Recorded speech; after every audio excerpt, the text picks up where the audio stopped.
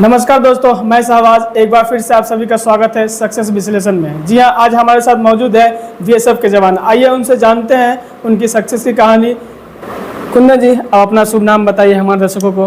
मेरा नाम कांस्टेबल कुंदन कुमार हुआ। ये आप कहाँ के रहने वाले हैं? मैं मौक के रहने वाला, विद्यापति मौक का रहने वाले हैं। तो आप किस ब्रांच के मतलब बीएसएफ के जवान हुए? मैं 21 में भर्ती हुए थे, 21 में ज्वाइनिंग अभी कहाँ पोस्टेड हैं आप? मैं अभी जम्मू कश्मीर में पोस्टेड हूँ। इससे पहले भी आप तैयारी कर रहे थे और आपको कहाँ ऐसा लगा कि हमको इस फील्ड में जाना चाहिए? कैसे मतलब आपकी इच्छा हुई कि नहीं हमको देश का सेवा करना है? नहीं, जैसे मैं 12 किया था उस टाइम में जो मेरा दोस्त सब था तो वो कंपटीशन की तैयारी कर रहा था। मैं ऐसे ही नॉर्मल सी थी, मैं बोला कि बीए करेंगे तभी कुछ करेंगे।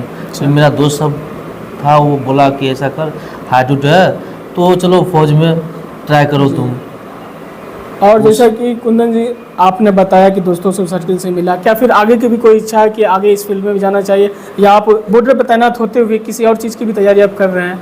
बेशक चल रहा है, एसआई की तैयारी कर रहे हैं। एसआई की तैयारी चल रहा है। आप मतलब फर्स्ट अटेम्प्ट में ही आपका जॉब हो गया या फिर बैक भी लगा? फर्स्ट में नहीं, सेकंड अटेम्प्ट में हुआ था। सेकंड अटेम्प्ट में हुआ जी।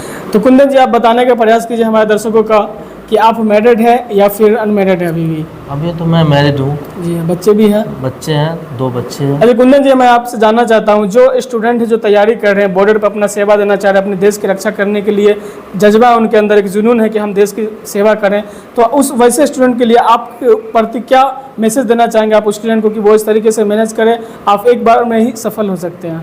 मैं इतना ही करना चाहता हूँ दोस्तों को कि वो अपने मन से पढ़ाई करें, स्टडी करें और फिजिकल पे ध्यान दें। फिजिकल ज़्यादा अहम हो जाता है खासकर बड़े लाइन में। जी, तो कुंदन जी आप बताइए कि आप पहले से भी आपकी इच्छा थी इसमें जाने की, या फिर आपको कभी ऐसा भयभीत नहीं हुआ, डर नहीं लगा कि नहीं मैं बॉर्डर पे नहीं जाऊंगा, या फिर ऐसा कभी हुआ या माता पिता घर से कोई दबाव मिला कि नहीं बेटा उस पर नहीं जाओ, वहाँ बहुत सारे रिस्क होते हैं, देश की सेवा करना, बॉर्डर पर गोली बराबर चलते रहते हैं, इस तरह कोई परेशानियाँ आपको देखने को मिले? नहीं, बट ऐसा है क्या कि मेरे फैमिली भी चाहते थे कि फ़ौज में जा। मेरा सपना था बचपन से कि मैं फ़ौज में जाऊँ, देश का सेवा करूँ। गर्व महसूस होता है जब मैं वर्दी अपने आप में पहनता हूँ ना, तो अपने आप में लगता है कि मैं कुछ हूँ, गर्व महसूस करती है। कभी फैमिली हो, वाइफ हो, तो उनको डर लगा रहता है और वो आपको बोलेगा, मगर यहाँ पर तो देश सेवा करना है।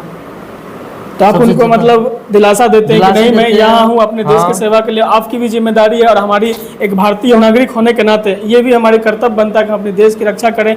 इसी सब ख्यालों को लेकर आप वहाँ पर तैनात रहते हैं। तो कुंदन जी, जैसा कि आपने बताया कि आप कश्मीर में पोस्टेड है, जब फर्स्ट टाइम में आपका पोस्टिंग वहीं हुआ था कश्मीर में ही, तो जब आप फर्स्ट टाइम वहाँ गए होंगे तो कैसा आपको फील हो रहा था? क्योंकि कश्मीर जो कहा जाता है हमेशा वहाँ मुठभेड़ होते रहता है, गोलीबारी होती रहती है हमारे देश और पाकिस्तान के जवानों के बीच में। तो आप फर्स्ट टाइम जब गए थे वहाँ तो कैसा महसूस कर रहे थे आप?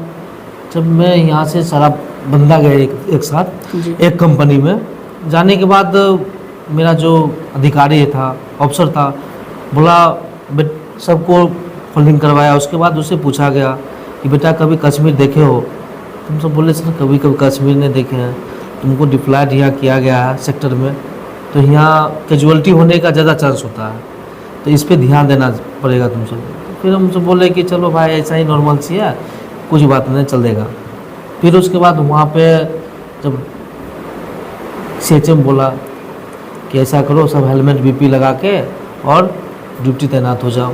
तैनात हुए तो कभी काल मौसम प्रकृति के देखते हुए बहुत अच्छा सुकून आ रहा था। सही बात है, वहाँ जिस तरीके से पहाड़ियाँ होती है, बर्फ खिली होती है, कभी धूप खिली होती है, कभी ठंडा होता है, तो औसतन तापमान कितना रहता होगा वहाँ?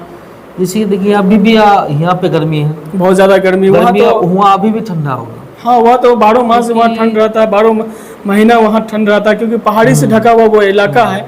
और 10,000 फीट ऊंचे ऊपर रहते हैं ना वहाँ पे ना, तो वहाँ से लगता है कि बहुत ठंडी हवा चलता है, एकदम सुकून की वादियों है। पहाड़ जो है, पहाड़ के नीचे ऊपर से जो है बादल चलेगा, ऐसे कि भी आप छूइएगा ना बादल, तब से वो छू जाएगा। अच्छा, तो ऐसा वहाँ पे मॉल बर्फबारी चलते रहता है। तो खाना पीना का जो व्यवस्था होता है वहाँ कैंप में ही बनाया जाता है या फिर अगल बगल से? जैसे कि बर्फबारी जब शुरू हो जाता है तो उस टाइम में जो है ना फ्लैट से आता है हवा जहाज नहीं, से। इसलिए हम कुंदन जी आपसे जानने का प्रयास करें क्योंकि काफी वहाँ सर्द मौसम रहता है, वो एक महीना 2 महीना नहीं, पूरे 12 महीने 12 वहाँ पर महीने। ऐसा माहौल रहता है, तो काफी ज्यादा परेशानी होता है, खास करके जो लोग वहाँ तैनात कंटिन्यू रहते हैं, कंटिन्यू रहते हैं। कंटिन्यू वहाँ रहते, तबादला नहीं होता, ट्रांसफर इधर से उधर नहीं होता। ऐसे मान लीजिए जैसे कि कहीं कोई अचानक सा कोई हादसा हो गया तो वहाँ पर तैनात किया जाता है आप लोग को वहाँ से बॉर्डर से हटाकर?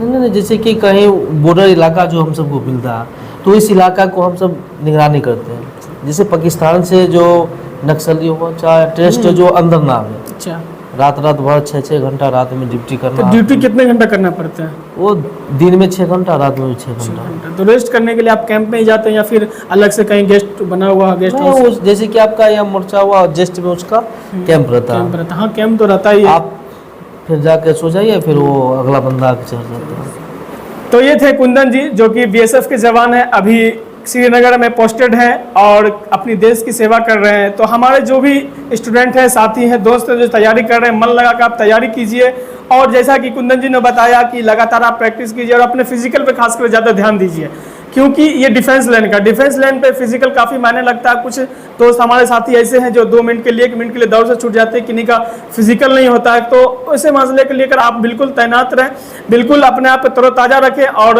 अपना प्रैक्टिस लगातार करते रहें ताकि आप भी देश की सेवा कर सकते हैं। वीडियो देखने के लिए धन्यवाद। आपको कैसा लगा इनकी सक्सेस की कहानी आप जरा कमेंट करके बताएंगे।